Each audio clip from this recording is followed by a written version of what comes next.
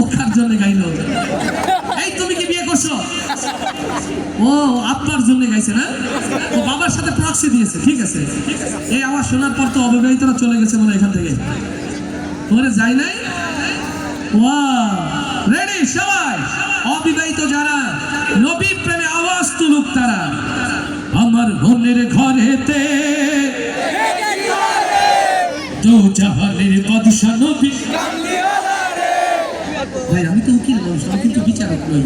এখন এই দায়িত্ব যদি আমি নেই, এমন তুমি শুধু ভিডিও করতেছো, তুমি আসলে দেখেছো কারা কি গাচ্ছে, আওয়াজটা কোনটা ভালো হলো বলো তো ভাইয়া?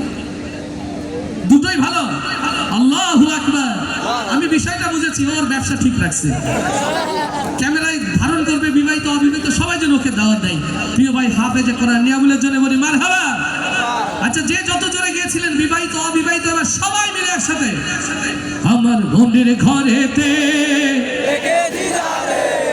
দু জাহানের বাদশা নবী, মনের ঘরেতে রেখেছি জানে দু জাহানের বাদশা নবী কামলিওয়ালা রে, দু জাহানের বাদশা নবী কামলিওয়ালা রে। আমার মনের ঘরেতে রেখেছি জানে দু জাহানের বাদশা নবী কামলিওয়ালা রে, দু জাহানের বাদশা নবী কামলিওয়ালা রে।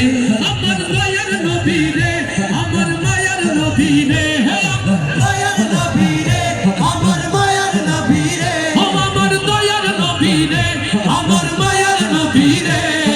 দু জাহানের বাদশা নবী কামলিওয়ালা রে, দু জাহানের বাদশা।